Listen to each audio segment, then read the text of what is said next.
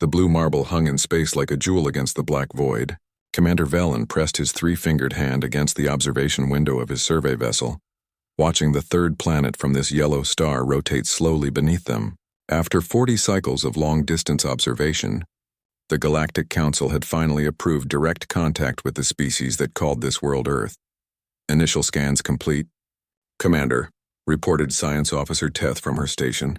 Her scaled green skin reflected the soft blue light from the planet below. Population approximately 8 billion. Technology level appears consistent with early spaceflight capability. No signs of aggressive expansion beyond their immediate orbital space. Velen nodded, his elongated skull bobbing slightly. The Alteran had been chosen to lead this first contact mission because of their peaceful nature and diplomatic skills. Unlike some Council species, they had never conquered another world or enslaved a weaker race. The humans would find them non-threatening. "What about military capabilities?" he asked. "Minimal surface installations, small patrol craft in orbit. Most of their technology seems focused on medical advancement and environmental restoration. They appear to have moved past their aggressive phase naturally." This was encouraging news. Too many species required forced pacification when they reached spaceflight capability. The Krex Empire had been a perfect example. Aggressive expansion followed by brutal suppression by Council forces. These humans seemed to have evolved beyond such primitive instincts. The communication array chirped softly. "Incoming transmission from the planet's surface," announced Communications Officer Nix. "They're using basic radio frequencies." "Very polite. They're asking if we need assistance." Velen's mandibles clicked in what his species considered amusement. "They're offering to help us? How refreshingly naive. Open a channel." The main screen flickered to life, showing a middle-aged human female with short brown hair and kind eyes. She wore a simple blue uniform with several colorful patches. Behind her, other humans worked at primitive but functional computer terminals. "Greetings," she said in accented galactic standard. "I am Dr. Rebecca Stone, representing Earth's United Science Consortium. We welcome you to our solar system. May we ask your intentions?" Velen stepped forward, ensuring his movements were slow and non-threatening. "Dr. Stone, I am Commander Velen of the Galactic Council Survey Fleet. We come in peace to establish formal contact with your species. We have been observing your world from a distance and believe you may be ready to join the galactic community." Dr. Stone's face lit up with genuine excitement. "This is incredible. We've hoped for this day for so long. Please, would you be willing to meet in person? We have a space station that could accommodate your needs." Over the following days, the cultural exchange proceeded better than Velen had dared hope. The humans were endlessly curious, asking thousands of questions about other worlds and species. Dr. Stone personally gave them tours of human facilities, showing off their achievements with obvious pride. The space station they visited was a marvel of efficient design. Clean energy powered everything. Artificial gravity systems worked flawlessly. Medical facilities that could apparently regrow entire limbs from tissue samples. The humans had clearly mastered their own biology in ways that impressed even veteran Council scientists.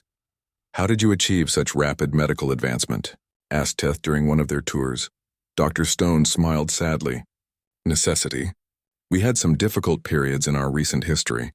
Wars, plagues, environmental damage. We learned that cooperation and healing were more valuable than conflict and destruction. It took us almost losing everything to understand what really mattered." They visited several Earth cities over the next few weeks. Each was a testament to human ingenuity and their apparent commitment to peace. Tokyo showed them vertical farms that could feed millions. New York demonstrated their recycling technology that turned waste into useful materials. London's medical districts revealed research centers working on cures for diseases that plagued other worlds. The humans they met were consistently friendly and helpful. Children waved at the alien visitors with innocent curiosity. Adults asked thoughtful questions about other cultures and worlds. Scientists eagerly shared their research and asked for collaboration. Opportunities. Their military seems almost ceremonial, reported Security Chief Rex after visiting several human defense installations. Small forces with basic weapons. They claim most conflicts are now resolved through mediation and economic cooperation. Their largest military unit seemed focused on disaster relief and peacekeeping. Velen reviewed the data each evening. Every metric pointed to the same conclusion. Humanity had successfully evolved past their aggressive phase. Their technology was impressive but focused on healing and building, rather than destroying. Their social structures emphasized cooperation over domination. Their expansion into space was cautious and scientific rather than militaristic. Dr. Stone proved to be an ideal liaison. She genuinely seemed to love learning about other species and cultures. Her questions about Galactic Council politics were innocent and academic. She expressed hope that humanity could contribute to galactic peace and prosperity. "We've made so many mistakes in our past," she told Velen during one of their evening discussions. "We've learned that strength comes from protecting others, not conquering them. We hope we can help make the galaxy a better place for everyone." The final assessment took place in Earth's largest space habitat. Representatives from 12 council species had arrived to observe and evaluate. They watched human artists create beautiful sculptures that depicted scenes of cooperation between different alien species. They attended human concerts where music from dozens of worlds blended in harmony. They observed human children learning multiple alien languages with eager enthusiasm. "The recommendation is unanimous," Velen announced to the assembled council representatives. "Classification green. Minimal threat, suitable for open contact. The humans show every sign of being ideal junior partners in the galactic community." The celebration that followed included both humans and aliens. Dr. Stone gave a speech about humanity's excitement at joining something larger than themselves. Trade agreements were signed. Embassy locations were chosen. Several council species began planning permanent missions to Earth. As his ship prepared to depart, Velen felt satisfied with a job well done. The humans would make excellent additions to the galactic community. They were creative, peaceful, and eager to contribute. The galaxy had gained valuable new partners.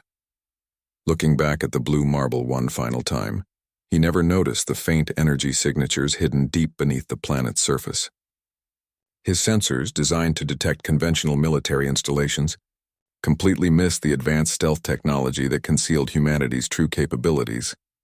Dr. Stone stood in her command center, watching the alien ships disappear into hyperspace. She turned to her communications officer and spoke a single word. "Fenrir." 5 miles beneath the Colorado mountains, General Patricia Hayes walked through corridors that officially did not exist. The elevator ride had taken 12 minutes, descending through layers of solid rock and advanced shielding that kept the facility invisible to any known scanning technology. Her footsteps echoed off metal walls, lined with displays showing data streams from across the galaxy. "Report," she said as she entered. The main command center, Colonel James Wilson, turned from a bank of monitors showing star charts and ship movements. "The Council fleet has departed Earth space. All surveillance indicates they bought the performance completely. Classification green confirmed across all evaluation metrics." Hayes nodded grimly. "And our assets?"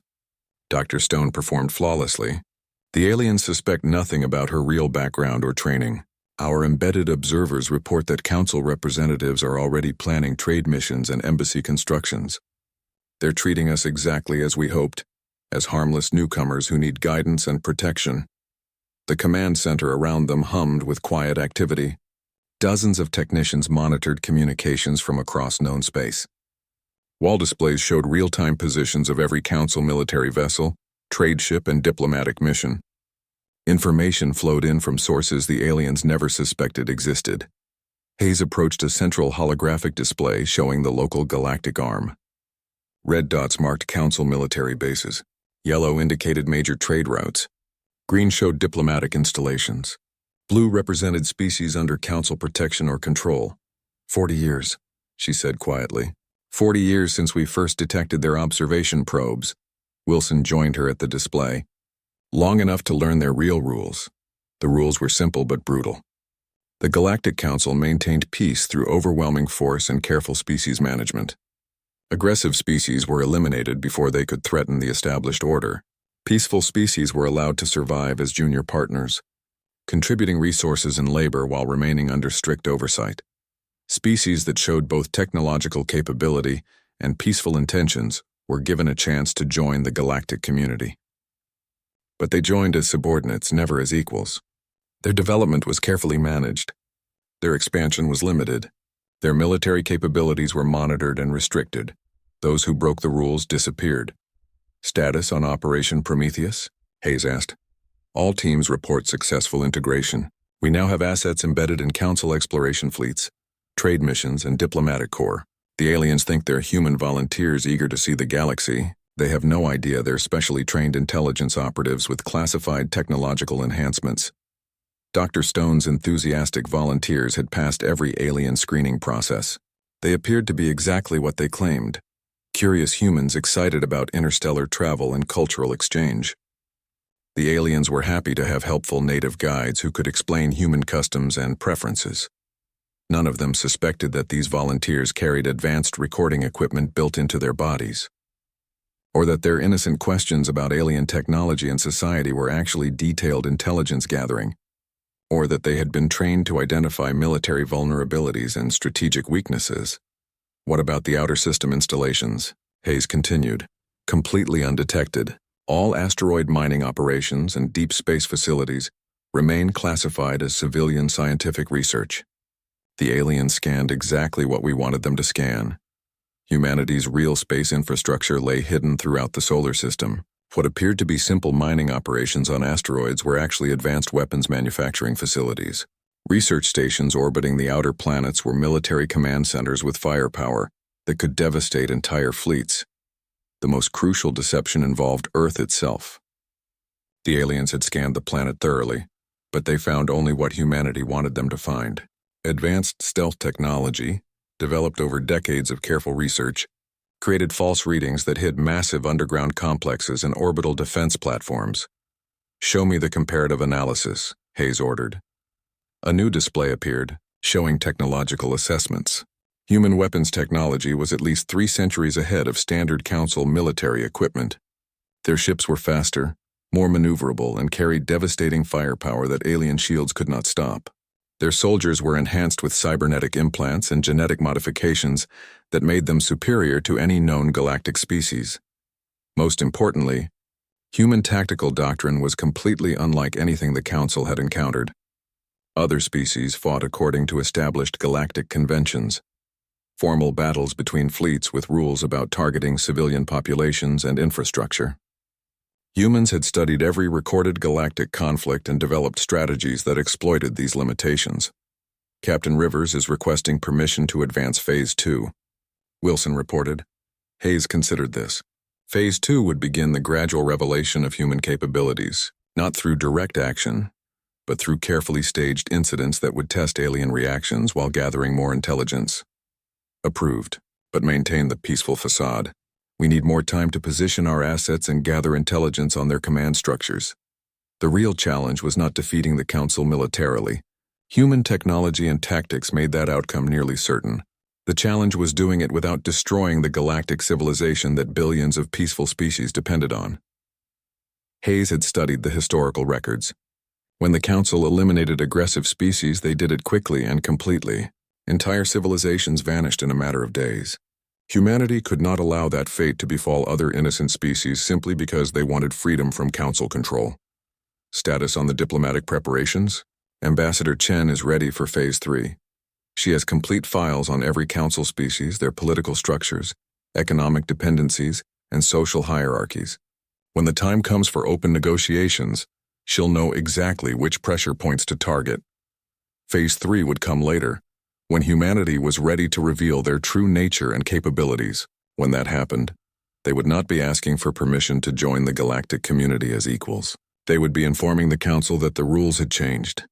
What about defensive preparations? All major population centers have been relocated to underground facilities over the past 2 decades. Surface cities are maintained as decoys, but 90% of our actual population lives in protected environments that can survive orbital bombardment. Food production, manufacturing, and critical infrastructure are all secured below ground. This had been the most difficult part of the long-term plan, convincing 8 billion humans to gradually relocate to underground cities while maintaining the surface facade of normal civilization. It required careful social engineering, economic incentives, and a population that understood the stakes. The education campaigns had been subtle but effective. Climate change mitigation that required underground living, economic opportunities in subsurface industries, cultural movements that celebrated efficient underground community design, medical advances that made underground living healthier and more comfortable than surface exposure. Most, Humans now lived in vast underground complexes that were more comfortable and efficient than the surface cities ever had been. The surface installations the aliens had toured were largely empty shells, maintained by automated systems and a small number of dedicated actors. Time frame for full revelation? Conservative estimate is 18 months. We need our embedded assets in position throughout Council space. We need complete intelligence on their military capabilities and command structures. Most importantly, we need to identify which species might ally with us versus which ones will remain loyal to the current system. Hayes nodded. 18 months to prepare for the moment when humanity would drop their mask and reveal themselves as the apex predators they had always been. 18 months to position themselves so that when the Council inevitably chose violence over negotiation, the resulting conflict would be brief and decisive. Maintain all current operations. Keep our people safe out there. And Colonel? Yes, General.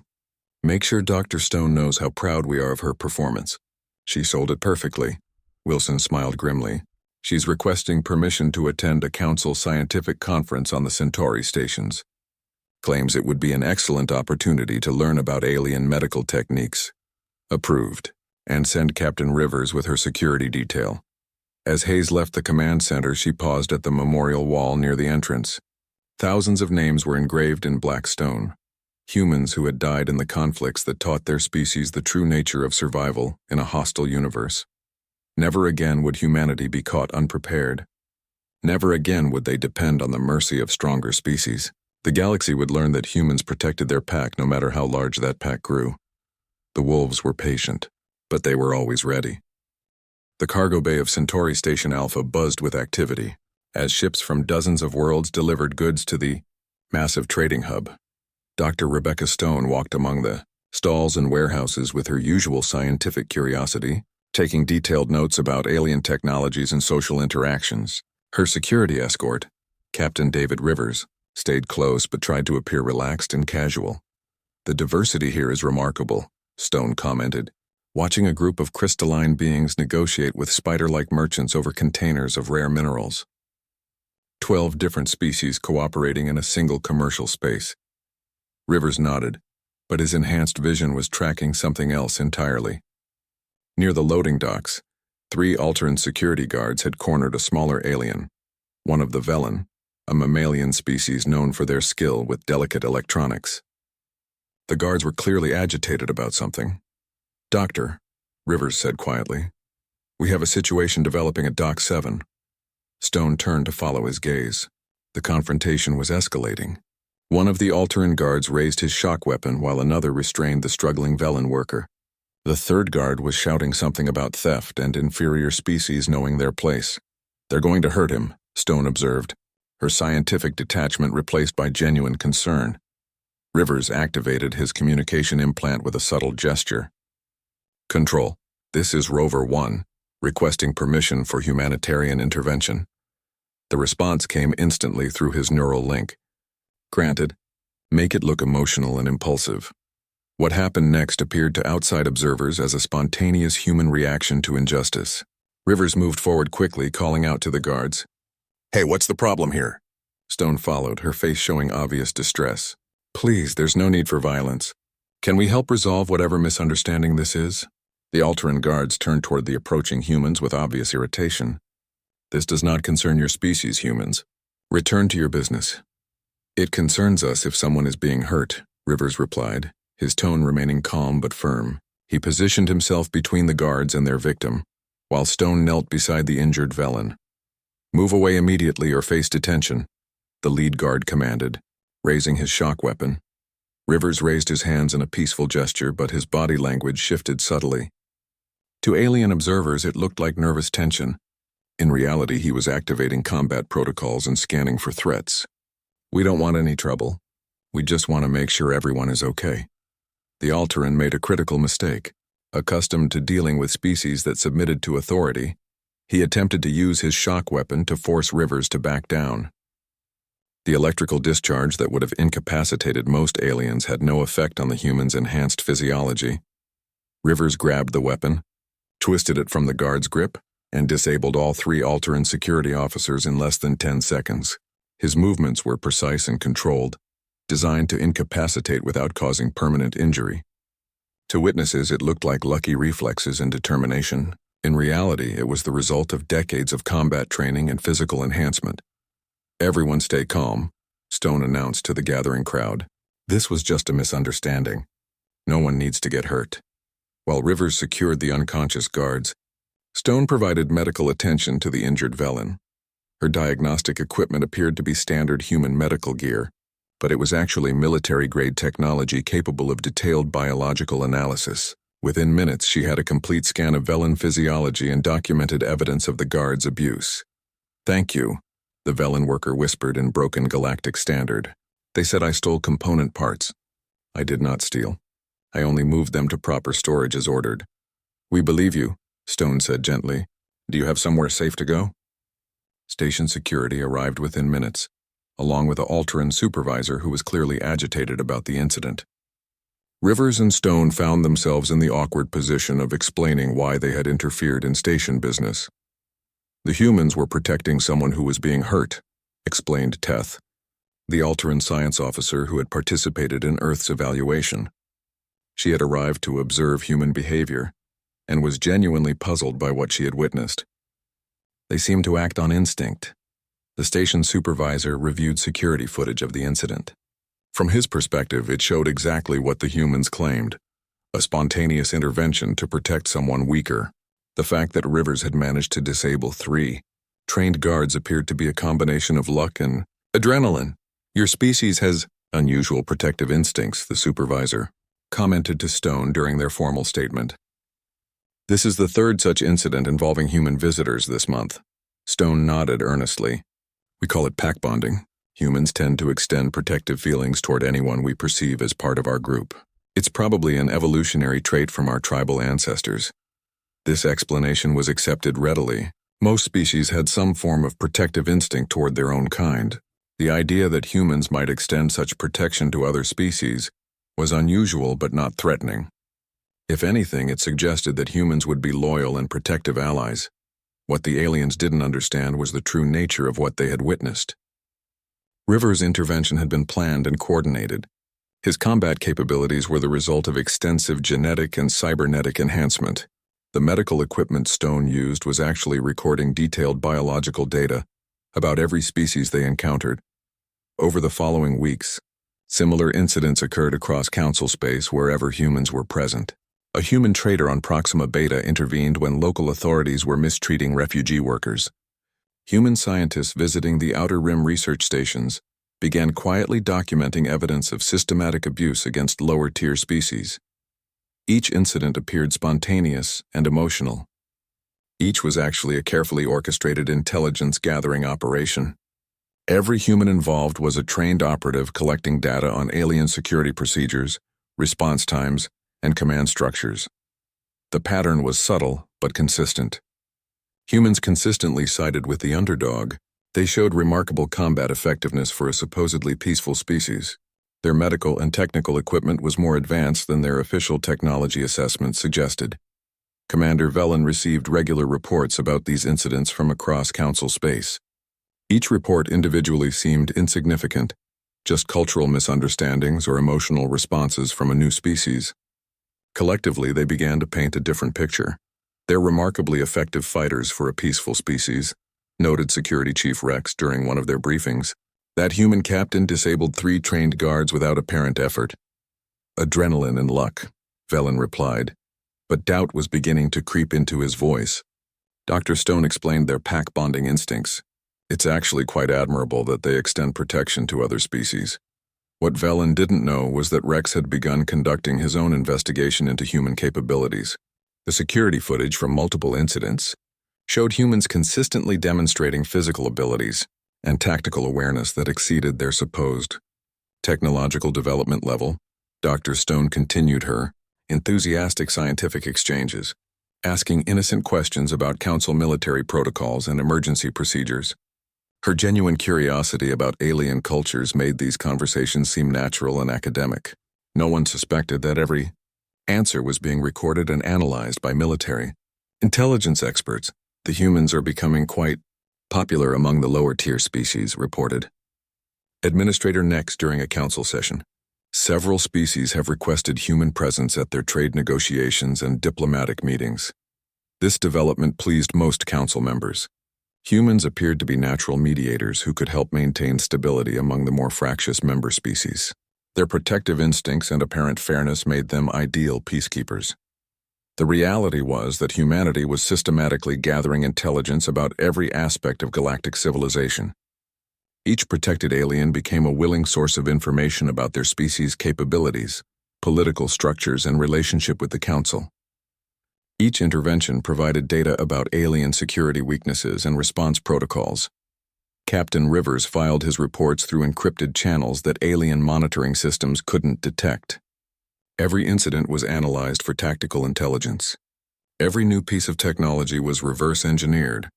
Every alien they encountered was assessed for potential alliance or threat. The wolves were learning about their new territory.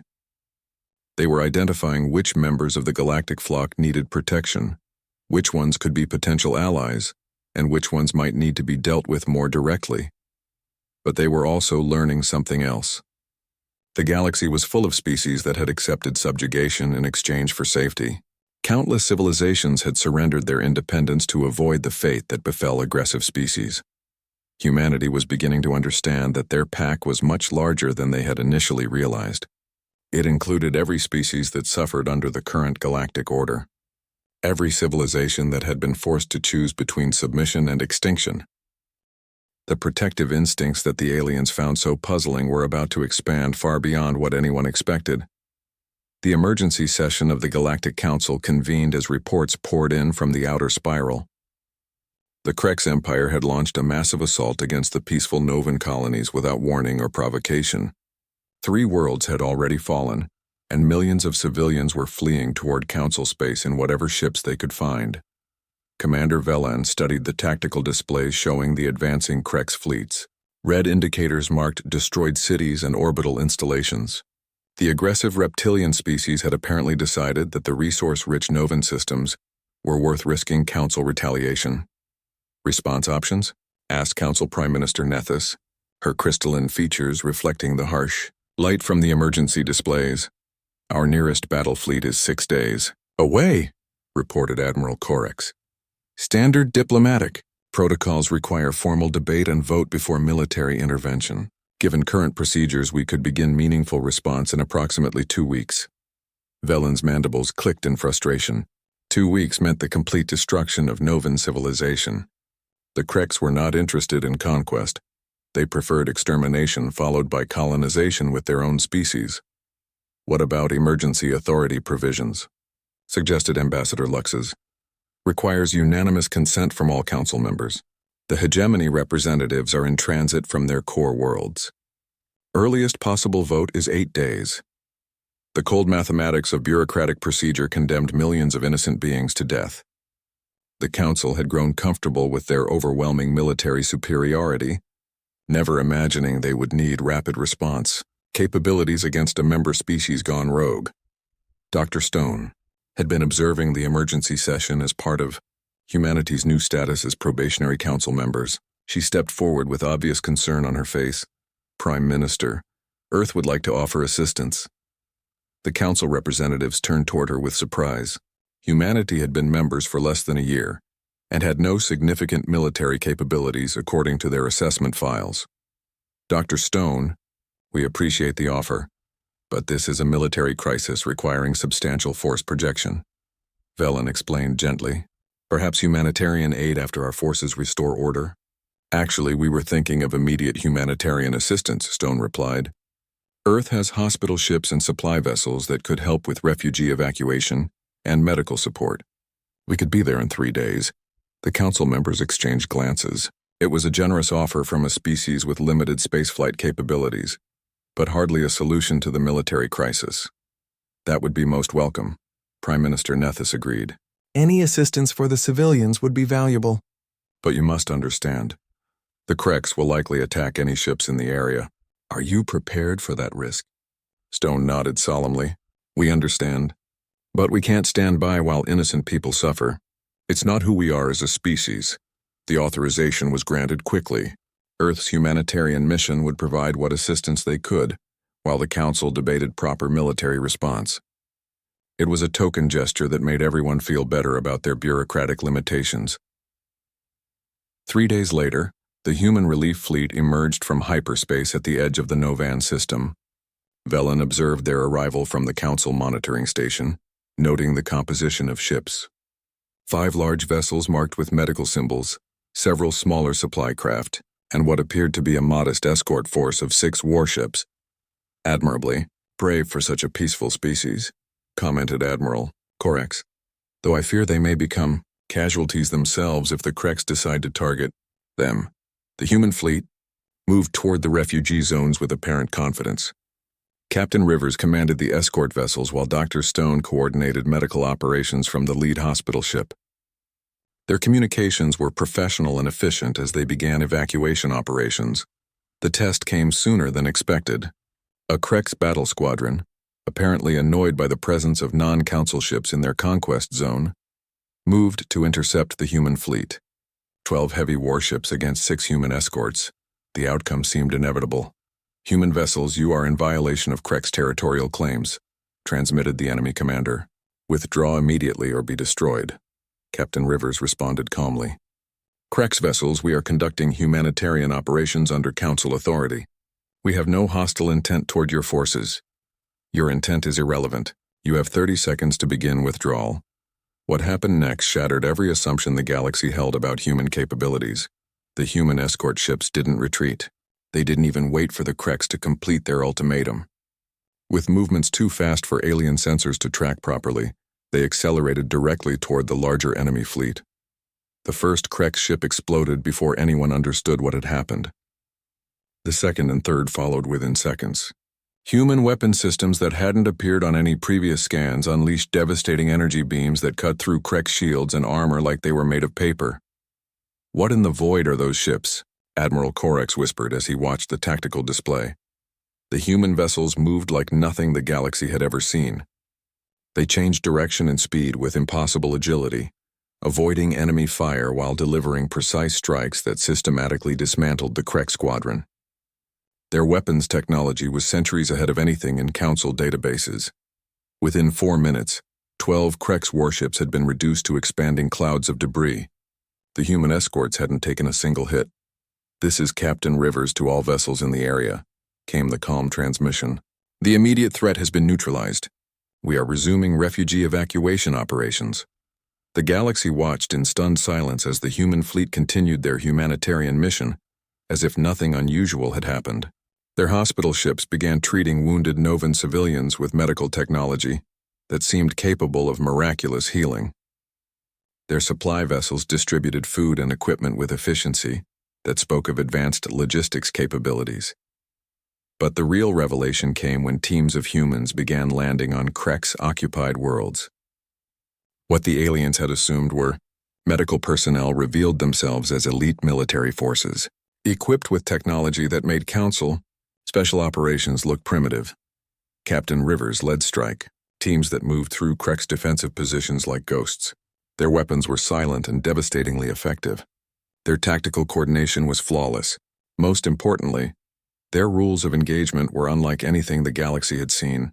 The humans didn't fight according to established galactic conventions. They didn't limit themselves to military targets or provide warnings before attacks.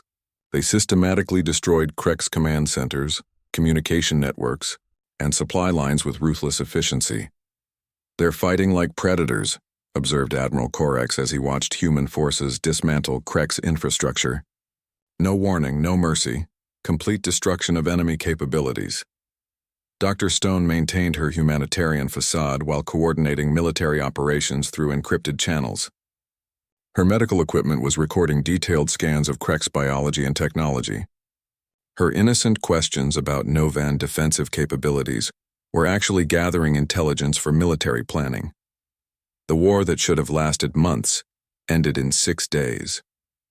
The Krex Empire, accustomed to facing enemies that followed galactic military conventions, had no defense against human tactics. Their command structure was systematically eliminated. Their fleet was destroyed in detail. Their occupation forces were captured or eliminated with minimal collateral damage. When Council forces finally arrived, they found the Novan colonies liberated and the Krex threat completely neutralized. Human medical teams were treating wounded civilians and prisoners with equal care. Human engineering corps were already rebuilding damaged infrastructure with technology that exceeded Council capabilities. Commander Velen toured the aftermath with growing alarm. The evidence was undeniable. Humanity possessed military technology that surpassed anything the Council could deploy. Their tactics were more sophisticated than anything in galactic military doctrine. Most disturbing of all, they had hidden these capabilities completely during their evaluation process. Dr. Stone, he confronted her at the refugee processing center she was managing. Your people have shown remarkable military capabilities for a supposedly peaceful species. She looked up from her medical work with apparent confusion. I'm sorry, Commander, but I don't understand. We came here to help refugees. When we were attacked, Captain Rivers defended us. That's what any escort force would do. Those were not standard defensive actions. Your ships destroyed a Krex squadron in minutes using weapons that don't appear in any of your technology assessments. Stone's expression remained puzzled and slightly hurt. Commander, we've never hidden anything from the Council. Our escort ships were equipped with the best defensive systems we could provide. When attacked by superior numbers, sometimes determination and good training can overcome technological disadvantages. But Velen was no longer convinced by human explanations. He had seen too much evidence that humanity was far more than they appeared to be. The question now was what the Council would do about it. As he prepared his report, one fact dominated his thoughts. If humans could destroy the Krex Empire in 6 days while pretending to be on a humanitarian mission, what could they do if they decided the Council itself was a threat? For the first time since achieving interstellar flight, the Galactic Council faced the possibility that they were no longer the apex predators. In their own territory, the emergency session of the Galactic Council convened on Harmony Station with unprecedented security measures. Representatives from 47 species gathered in the vast circular chamber, their conversations creating a cacophony of clicks, whistles, and translated speech that reflected the deep anxiety rippling through galactic civilization. Commander Velen stood at the central podium, his usually calm demeanor replaced by visible tension. In his hands he held a datapad containing evidence that would fundamentally alter the balance of power in known space. Honored representatives, he began, his voice carrying clearly through the chamber's translation systems. We face a crisis that threatens the foundation of our galactic order. The species we welcomed as peaceful partners have revealed capabilities that suggest systematic deception on an unprecedented scale. The human delegation sat in the section reserved for probationary members. Dr. Rebecca Stone was no longer alone. She was flanked by General Patricia Hayes in full military dress uniform, Admiral David Rivers in his naval insignia, and Ambassador Sarah Chen, whose diplomatic credentials had been mysteriously absent during previous interactions. Present your evidence, commanded Prime Minister Nethys, her crystalline features reflecting the chamber's harsh lighting. Velen activated the central holographic display. It showed tactical recordings from the Krex conflict, focusing on moments when human ships demonstrated impossible agility and devastating firepower. These vessels were assessed as basic escort craft with limited defensive capabilities, he explained. Yet they destroyed 12 Krex heavy warships in 4 minutes, using weapons technology that exceeds our own by several centuries. Murmurs of concern rippled through the assembled representatives. The Krex Empire had been a significant military threat.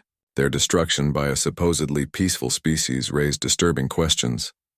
Furthermore, Velen continued, detailed analysis of human medical personnel reveals military training and equipment far beyond anything in their official assessments. These individuals demonstrated tactical coordination and combat effectiveness that suggests professional military enhancement. The display shifted to show human soldiers moving through Krex installations with fluid precision, their weapons and equipment clearly superior to standard galactic technology. Most troubling of all, Velen said, his voice heavy with implications, we have discovered evidence of systematic intelligence gathering. Human volunteers embedded in our fleets and facilities have been recording detailed information about our military capabilities, political structures, and strategic vulnerabilities. Ambassador Chen rose from her seat with calm dignity. May I respond to these allegations? Prime Minister Nethys nodded, though her expression suggested she expected denial and justification. Chen walked to the podium with confident steps. When she spoke, her voice carried none of the uncertain enthusiasm that had characterized previous human diplomatic interactions. Everything Commander Velen has presented is accurate, she said, simply. The chamber erupted in shocked exclamations and angry demands for explanation. Chen waited for the noise to subside before continuing. For 40 years, humanity observed your civilization from a distance. We learned your patterns, your rules, and your methods. We discovered that the Galactic Council maintains peace through overwhelming force and careful species management. Aggressive species are eliminated. Peaceful species become subordinate partners. There are no equals in your system, only predators and prey. General Hayes stood and joined Chen at the podium. We chose to appear as prey while preparing to become something you had never encountered, a predator species that protects the weak instead of consuming them. The implications of this statement sent waves of alarm through the assembly. Several representatives activated emergency communication links to their home worlds. You deceived us, accused Admiral Corex, his scarred features twisted with anger. You violated every principle of honest first contact. We protected ourselves, Rivers replied, rising from his seat. Your own historical records show what happens to species that reveal significant military capabilities during initial contact. They disappear. Completely. We chose survival over honesty. Dr. Stone finally spoke, her voice carrying a sadness that seemed genuine. We wanted to believe that peaceful cooperation was possible, but your system offers only domination or submission. We refused to accept either option. Chen activated her own data display, showing information that made several council representatives gasp in recognition.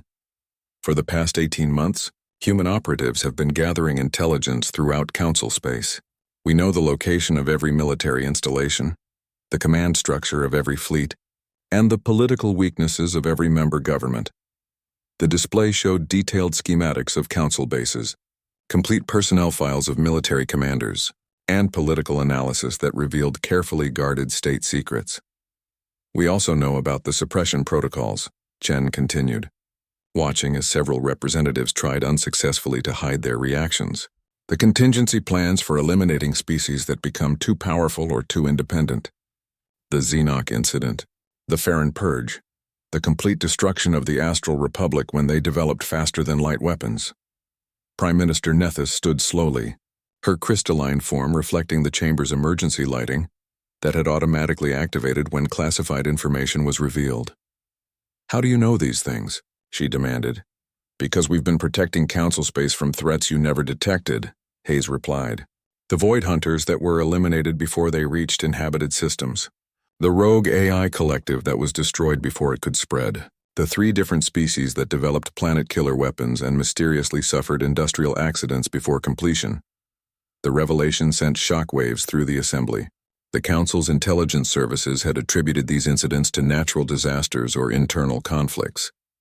You've been manipulating galactic events for years, Velen accused.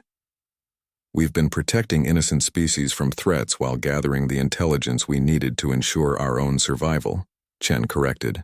The question now is what happens next. She gestured and new displays appeared showing the current disposition of human forces. Hidden bases throughout council space, cloaked fleets positioned near major installations, defensive networks that could protect human civilian populations from orbital bombardment. We are not your enemies, Stone said, addressing the assembly directly. We want the same thing you claim to want, peace and prosperity for all intelligent species. But we want it through cooperation between equals, not submission to a dominant power. You're threatening us, Administrator Lexes observed. We're offering you a choice, Hayes replied. You can attempt to destroy us using the suppression protocols, and discover that humanity is not like the species you've eliminated before. Or you can accept us as equal partners in a new kind of galactic civilization. The chamber fell silent as the implications became clear. Humanity had positioned itself to survive any attempt at suppression while offering an alternative to the current galactic order. What are your terms? Prime Minister Nethys asked finally. Ambassador Chen smiled for the first time during the session. No terms, no conditions, no ultimatums, just a simple proposal. Judge us by our actions, not our capabilities. We've shown that we protect the weak, defend the innocent, and eliminate genuine threats to galactic stability. We've proven that superior military power doesn't have to mean domination and oppression. She paused, looking around the chamber at representatives who were struggling to process this fundamental shift in galactic politics. The wolves have stepped forward not to hunt the flock, but to guard it. The question is whether the shepherds can accept that they're no longer the only predators in the territory. As the session adjourned for emergency consultations, one fact dominated every calculation. Humanity had revealed enough of their capabilities to prove they couldn't be easily eliminated, while demonstrating motivations that suggested they might actually improve galactic civilization, rather than destroy it. The choice facing the Council was unprecedented: submit to a superior force that claimed benevolent intentions, or risk a war against an enemy that had already proven they could defeat the Krex Empire in 6 days. For the first time in galactic history, the predator species at the top of the food chain had to decide whether to trust another predator that claimed to be a protector. 5 years had passed since the day humanity revealed their true nature to the Galactic Council.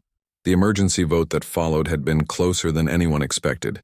24 species in favor of cooperation, 21 opposed, with 2 abstentions that ultimately determined the outcome. The galaxy had chosen trust over fear, though the margin for error had been razor-thin. Admiral David Rivers stood on the observation deck of the Battle Station Guardian's watch, looking out at the patrol fleet conducting joint exercises in the hegemony sector. Human destroyers moved in formation with Alteran cruisers and Novan science vessels, their crews having learned to work together despite fundamental differences in military doctrine and species psychology. Status report, he requested from his aide. Lieutenant Commander Lisa Park. All sectors reporting normal patrol patterns.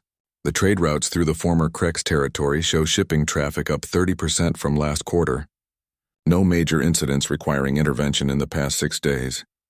Rivers nodded with satisfaction. The hegemony region had become humanity's first official protectorate, and the transformation had exceeded everyone's expectations. What had once been a war-torn frontier now bustled with peaceful commerce and collaborative development. Dr. Rebecca Stone approached from the science section, carrying a tablet displaying the latest research findings. Her role as Director of Interspecies Research had evolved far beyond what anyone had initially imagined. The medical exchange program is producing remarkable results, she reported. Novan regeneration techniques combined with human enhancement technology have created treatment options that neither species could have developed alone. We're seeing similar breakthroughs in engineering, agriculture, and energy production. The cultural integration had been the most challenging aspect of the new galactic order. Species that had spent centuries following rigid hierarchies had to adapt to cooperative relationships based on mutual benefit rather than submission to authority. Any problems with the Alteran integration teams? Rivers asked. Stone smiled. Commander Velen has actually become one of our strongest advocates. His cultural sensitivity training programs are helping other species understand why humans react so strongly to injustice and oppression. The transformation of Velen had been one of the most significant successes of the integration process. Initially bitter about humanity's deception, he had gradually come to understand the necessity of their actions. When his homeworld suffered a massive earthquake, human disaster relief teams had arrived within hours, working alongside Alteran emergency services with seamless coordination. What about the resistance movements? Diminishing, Stone replied. The Hegemony Liberation Front lost most of their support when refugees started returning home to rebuilt cities and restored ecosystems. It's hard to argue against occupation when the occupied territories are more prosperous than they've ever been. The challenges hadn't all been external. Humanity itself had struggled with their new role as galactic protectors. Public debates raged about the responsibilities that came with superior military capability. Some argued for active intervention in every conflict, while others preferred minimal involvement in alien affairs. The compromise had been the protectorate system. Regions devastated by conflict or natural disaster could request human protection and assistance. In exchange, they accepted human military oversight and cooperative development programs. It wasn't conquest. Protectorate worlds retained their governments and cultures. But it ensured that humanity could prevent future conflicts while demonstrating the benefits of their protection. Lieutenant Commander Park's communication device chimed with an urgent message. Admiral, we're receiving a distress signal from the Outer Rim. The Stellar Commonwealth is reporting attacks by unidentified raiders using advanced technology. Rivers turned from the observation window. Deployment status of rapid response fleets? Task Force 7 can be there in 18 hours. Carrier group led by the Washington with full Marine complement. Authorized. And contact the Commonwealth Embassy. Let them know help is on the way. This had become the new pattern. When threats emerged, humanity responded quickly and decisively. But unlike the old council system, which relied on bureaucratic procedures and formal declarations, human forces moved at the speed of crisis response.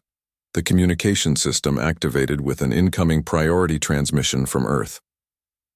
General Hayes appeared on the main display, her expression serious but not alarmed. Admiral, we've received formal applications for protectorate status from 6 more systems in the Spiral Arm region.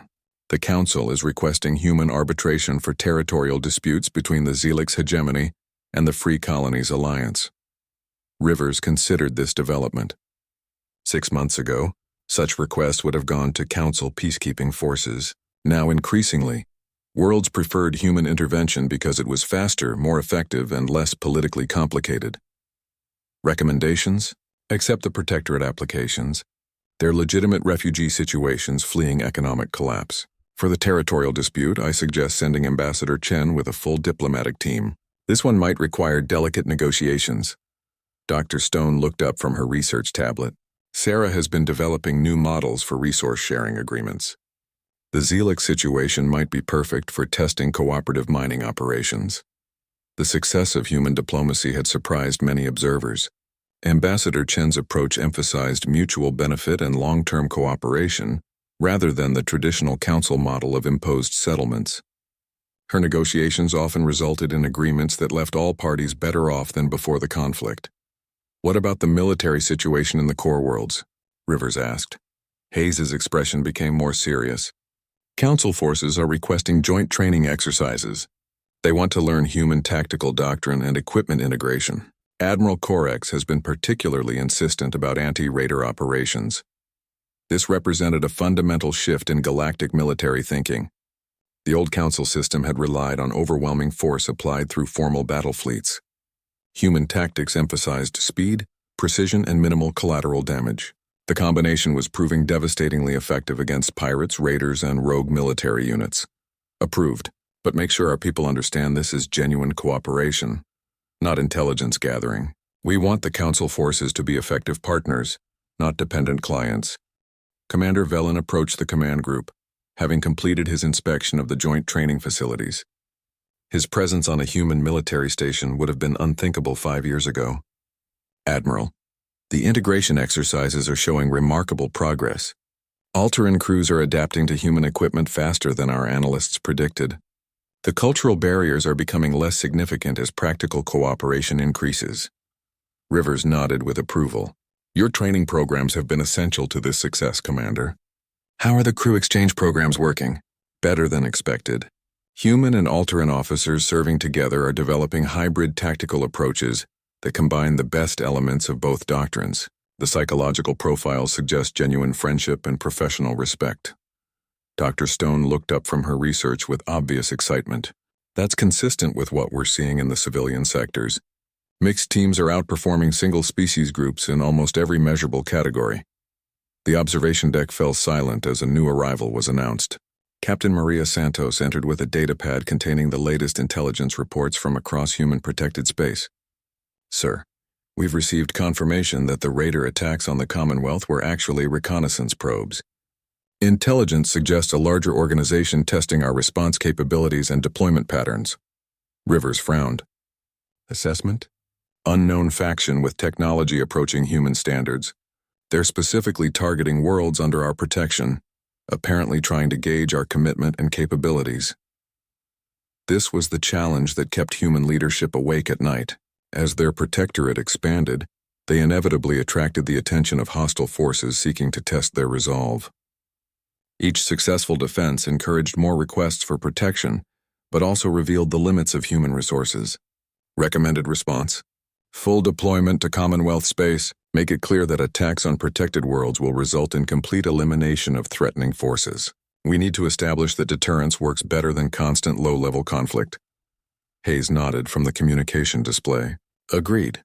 We can't allow the perception that human protection is limited or uncertain. The moment we appear weak, every hostile faction in the galaxy will start testing our defenses. As the meeting concluded and preparations began for the Commonwealth deployment, Rivers reflected on how dramatically the galaxy had changed. The old system of council dominance had given way to something unprecedented, a civilization where protection was offered rather than imposed, where cooperation was chosen rather than mandated.